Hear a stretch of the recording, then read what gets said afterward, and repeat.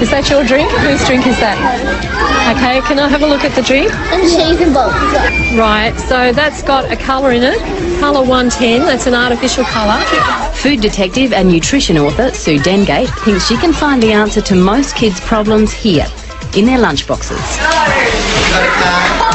You might need to be a food scientist to decode the information, but these children are walking test tubes. It's really bad. In the past few decades, hundreds of additives have crept into their food.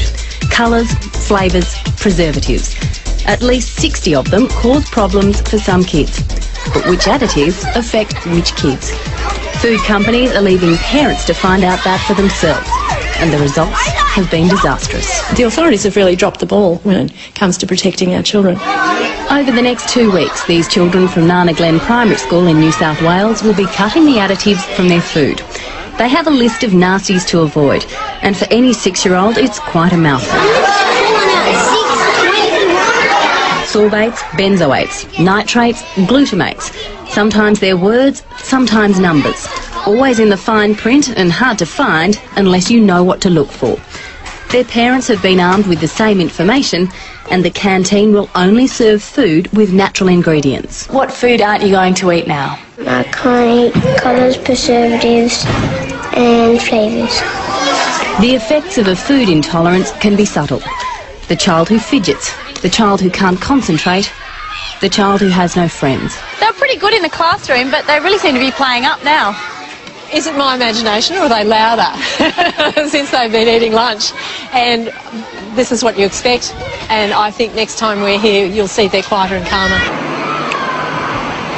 It's been 2 weeks since the children of Nana Glen went additive free.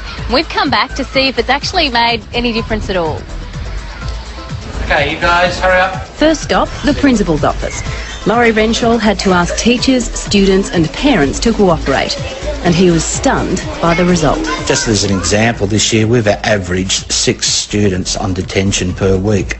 Over this last week we haven't had 1 student on detention. That speaks volumes for itself.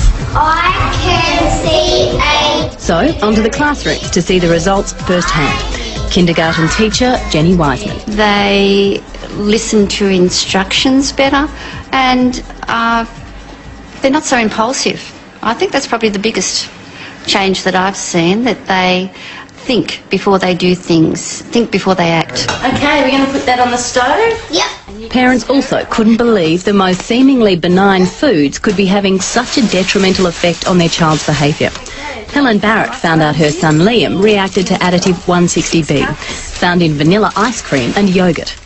Removing it from his diet changed his life. His behaviour improved, the tantrums stopped, the head banging stopped, and basically we've gone from strength to strength from there. It's basically changed our life, because now I don't spend my whole day with a child that says no every time I ask him to do something.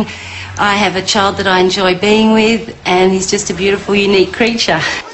Most tellingly is what the kids say themselves. I was getting more friends because I wasn't being so mean as I used to be. I've been sleeping much better, because before I used to, when my mum and dad talked to me, and I'd always take a while to go to sleep. But now when my mum and dad puts me to bed, I go straight to sleep. People used to leave me out because I used to get really angry, and now they playing with me and all that. Behaviour isn't the only thing affected, there are physical symptoms as well. There were less incidences of bedwetting, headaches, stomach aches and skin rashes. In fact, 60% of children who appeared to have nothing wrong with them are better behaved on an additive-free diet. Nothing but positive feedback. Are you surprised? You might remember, I told you so. We've seen this so many times before. You take a lovely school with wonderful kids, and then 2 weeks later everyone is talking about the huge changes they've seen. A study recently published in the UK proved the long-suspected link between food additives and hyperactivity.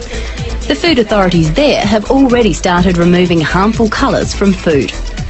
How long will Australians have to wait for similar action to be taken here? I would like to see this program in every school, but more than that, I would like to see these nasty additives taken out of food, because it's too hard for parents at the moment to give their kids food that keeps them healthy and happy and learning well.